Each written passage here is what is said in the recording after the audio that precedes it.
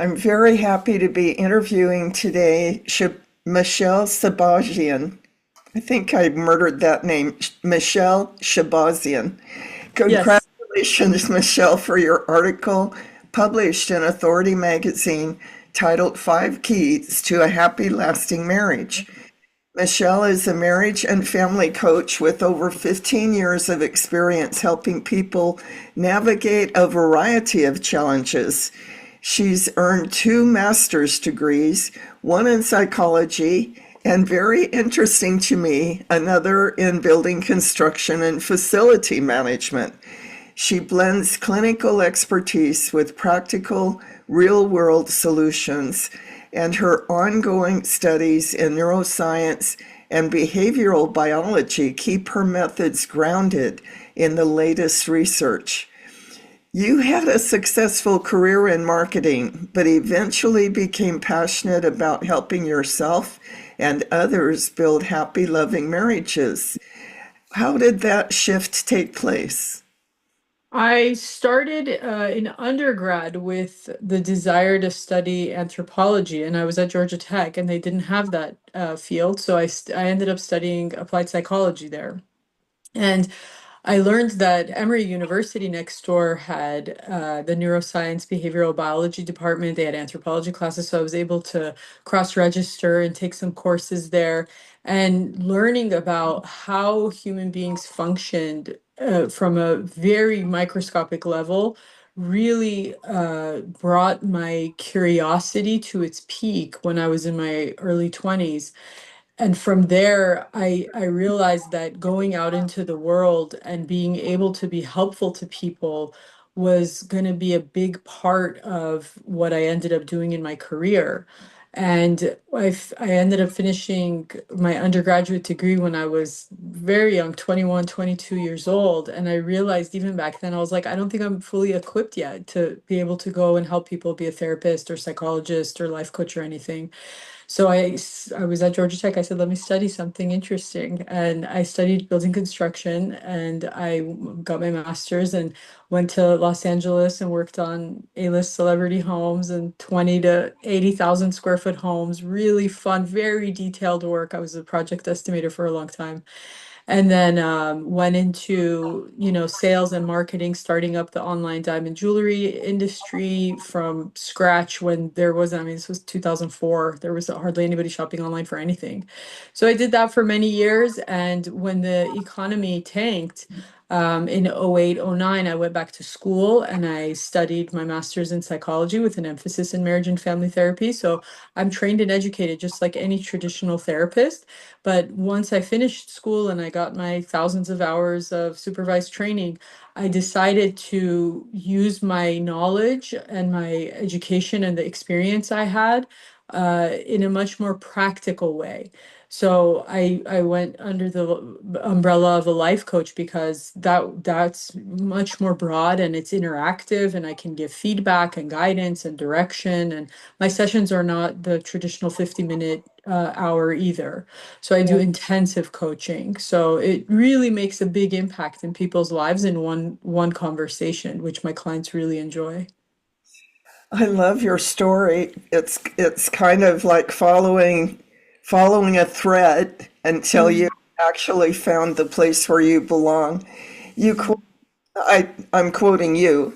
A truly fulfilling marriage is built on mutual respect, kindness, and the ability to navigate challenges without resorting to destructive behaviors. You help couples achieve that goal. Usually, when there's destructive or dysfunctional behaviors happening within a marriage, people feel unheard, unseen, misunderstood. They feel like there's a lot that they want from their partner that they're not getting. So, being able to initially calm those feelings and thoughts and then create a system where they know they're being heard and they're being seen, and then from there building up, okay, what is it you want your partner to hear and see, right? As soon as those dysfunctional and destructive behaviors can be calmed down, then people can communicate and connect from a much more authentic, grounded place. And that's when the relationship starts to become closer. People feel more connected. They really hear and learn about each other. They remember why they married each other in the first place.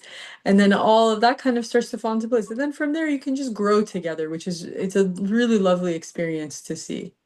It certainly is.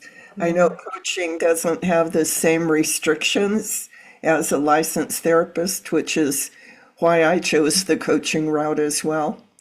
So, how do you teach couples to communicate effectively? Well, What are some it tips?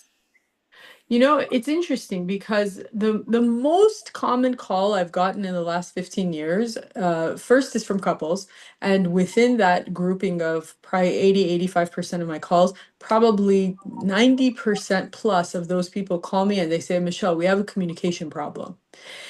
It's usually not that people have a communication problem. It's usually that they have a difference in their fundamental belief system, or they've been misunderstanding and building resentment with their partner for years, sometimes decades. Being able to effectively communicate as an adult is not usually the challenge. It's clearing up all the other barriers that are between two people that make the communication seem uncomfortable or undesirable for one or both people, right? And then from there, once people can learn, okay, we're not on opposite teams. We are here to work together. We love each other. Why are we having communication problems? Why are we not able to talk to each other in a calm and loving way? Once that can be once that infrastructure can be taken down, then people will learn, okay, this is who I am, this is how I want to be seen by my partner. Therefore, if I change my tone, my volume, the way I'm expressing, my facial expression, the aggressiveness in my presentation, how I'm using the time within the conversation, then all of a sudden the communication starts to become a lot more smoother, a lot kinder, a lot more considerate. I always tell people, imagine if you had a hypothetical mirror in front of you, right? And you look in the mirror and you say, is this how I want to be seen? And if it is, okay, continue. If it's not, then you make those minor adjustments in that moment so that you're seen the way you want to be seen. As a fellow coach, I'm curious to know what your techniques are for helping a couple dismantle all those old misunderstandings and resentments. I start all of my sessions gathering history, and I go as far back as many generations as people know. Sometimes people will know, oh, I'm, related to Charles Darwin, or I'm related to this, pioneer in the US, or sometimes people only know one or two generations back. Sometimes people don't even know their grandparents. They barely, they have some background on their parents. I gather that information because if you look back at how trauma gets passed down, it's never within one lifespan, right? You've seen that, I'm sure. Once I can start to understand and conceptualize and help them understand and conceptualize where they've come from and what it is that's been passed down to them step by step, then people start to realize maybe this isn't my partner. Maybe this is the way I'm perceiving things or the way I feel like I can resolve a conflict. And maybe that's not the most effective way. And being able to see through that historical lens first for myself and helping my clients see that, then gives them the ability to say, okay, if we calm that down, is that who my core self is? Is that who my true authentic self is, right? That childlike, happy, what makes you feel peaceful inside? Is that who I am? Yes, no, right? Like a flow chart. And if it's yes, you continue. And if it's no, then you make a change. And in that change, what I try to help people see is that this is the relationship that you have to adapt to. This is the person you chose as your family member, as the person you're going to share your life with till death do you part. How do you adjust and adapt yourself? People use the word I need to sacrifice or compromise. It's not a sacrifice or a compromise. It's an adaptation to what will make this particular relationship the best it can be. And then from there, the ideas can start to grow, and then every couple is unique. Then it's okay, well, we need to do this or that, or I need to change this way or that way so that this relationship can blossom. Yes. Sounds like a wonderful process of exploration. You stress the importance of approaching conflicts as a team rather than adversaries. Are there specific methods that you teach couples to help them do that? Yeah, I mean, it's just like anything else. I think people, it's very easy to lose sight of the fact that this is the most important person of your life, right? This is your significant other. It's very easy to lose sight of the fact that most people can communicate well, they can be kind to other people. They usually do well in work and school and with friends. They don't have problems there, but for some reason, it seems like they end up having problems with spouse or children, family of origin. That's usually the space in which people will act out or bring up their historical childhood um, unwanted feelings and behaviors. And through that, yeah, through that process, there's a very unconscious, subconscious attempt at healing, and it can happen, and it can be a really beautiful experience if you can get both people to understand you're doing that process together. So you are triggering each other like two hands are not the same, but they're mirrors of each other. And usually a couple that actually has a chance of making it in the world is if their pains are mirrors of each other. And through that process, they will trigger each other to some extent, but to know that my trigger is what you need to heal and your trigger is what I need to heal, then people can start to see the conflict through a completely different lens, which is an opportunity to grow and shape themselves to become more of who they want to be. And that's where that teamwork element comes in, because you can't do it alone. There's no other relationship within which you can heal that way.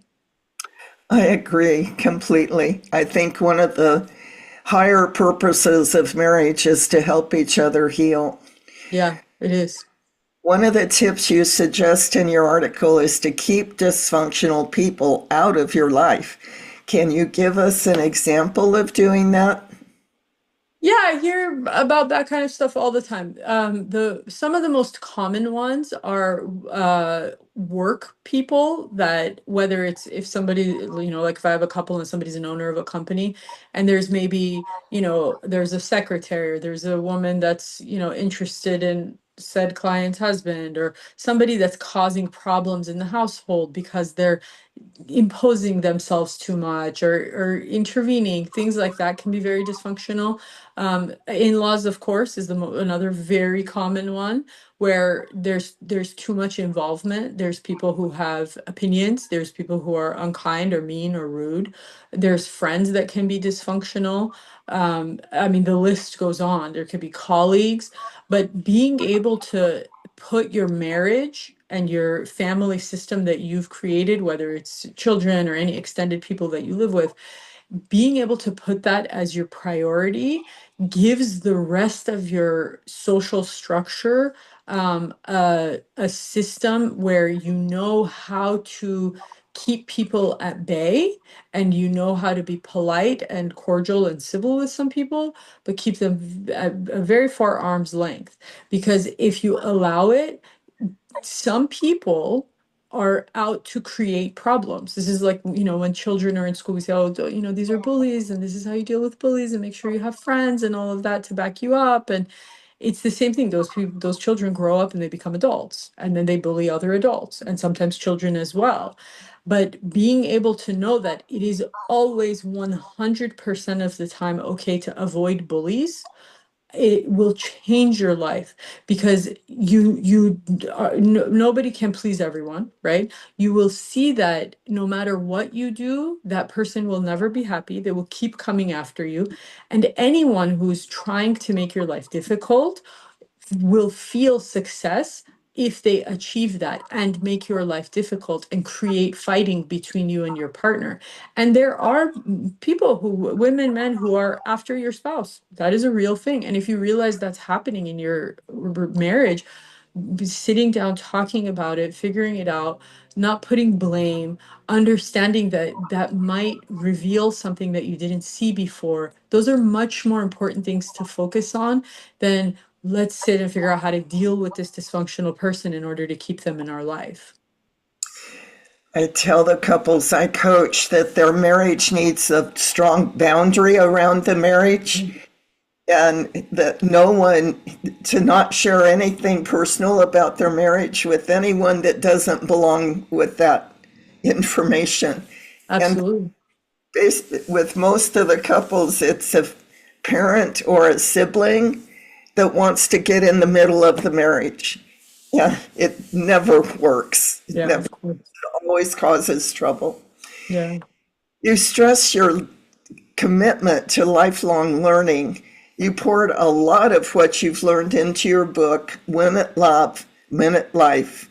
Yeah. Where viewers purchase your book? Amazon. Good old There's Amazon. Yeah, there's a link directly on my website, but if you just put the title Win at Love, Win at Life in Amazon, it'll come up. I hope to continue to write more books, but that book actually was inspired by one of my clients, such a lovely, wonderful young gentleman. He was in his, late 20s, early 30s at that point, and read maybe two, three, four books a week. And he would come every week and he was working so hard on himself. He said, Michelle, I really want to figure out, like, how do I choose a good life partner? What am I looking for? And I said, you read so much, go check Amazon. I was always booked with clients every week. I didn't have time to write a book. I didn't even think of it. And he came back the following week. He said, Michelle, he's like, I scoured Amazon. There is no book on this subject. I was shocked. That was the beginning of a 3 or 4 year journey because I had just had children too.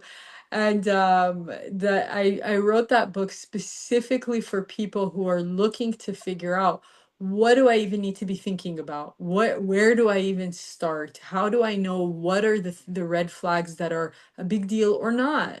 I get that a lot. Like, is this normal? Is this not? Should I even think about this? Should I talk about money? Should we talk about sex? Should we talk about children? Yes, everything and anything. And I lay it out in my book with a lot of exercises and things that the readers can do as an individual or as a couple to help them get that ball rolling. And I hope, Nancy, maybe in a few years I'll write another one and we'll chat again and I can tell you all about it. It sounds very practical, like a workbook Yeah, almost. yeah. You suggest a movement implementing basic relationship education at the high school level. I would love to see that implemented. Do you have any ideas for how to make that happen? I think the best thing is if we can teach high school children, teenagers, how to function the most effectively in any relationship that they want to grow. It doesn't have to be revolving around romantic relationships, but if they can learn how to create the most effective friendships, relationships with their teachers, future college professors, bosses, colleagues, just having a simple course on that is probably going to be as important or more important than any other academic education that they can get, because learning how to network and learning how to connect with other people, it will open a lot more doors for them, which will give them better opportunities at finding the right partner in the long run for their life. And B, it will give them a lot of practice of what to do, because as teenagers, I mean, our brain from conception to mid to late 20s is growing and changing so rapidly. So the teenage years, they're right in the middle of that. So to be able to input that kind of information and let them use that as the framework for which they can build a much bigger way of thinking about people and relationships, and not be so internally focused, but more uh just group focused and society focused, it will make an immense difference in the long run. And then they'll know once they have a partner, they'll already be in that practice. They won't be so different. I guess my main question is, do you have any ideas about how to actually implement a training program for teenagers? You know, something like that, when I think about it, I think of it on a worldwide level, and then I think, okay, let's start small and start in the US. I think for that, it takes a lot of people who hear somebody like me talking or who have worked with somebody like me or you to go out there and say, you know what, I'm in that system. I can teach a little bit here and there. Even if you had 5 or 10 minutes of that, I have a YouTube video. I can include something like that. I reach a lot of teenagers because the internet is so interconnected, and being in a school setting can be maybe the easiest way to reach kids. But I imagine they listen to those short clips and videos probably really well too. For anybody Yes. who has any kind of access, if you're a parent or if you're a, like I said, teacher, anybody, or if you run a business and you hire teens, taking even a few minutes, getting a few bullet points in your mind. What are the wisest things you could teach them that they'll be able to use in the long run? That's going to be the most effective way to do it. Sounds good. For our viewers, you can find Michelle Shabazian's full interview at authoritymagazine.com, titled Five Keys to a Happy Lasting Marriage, and purchase her book, Win It Love, Win It Life, on amazon.com. Michelle, thank you for spending these minutes with me today, and I love and want to promote everything that you had to say. I Thank you. really hope your business and your life thrives. Thank you so much, Nancy. Same to you. It was such a pleasure talking to you. You are so welcome.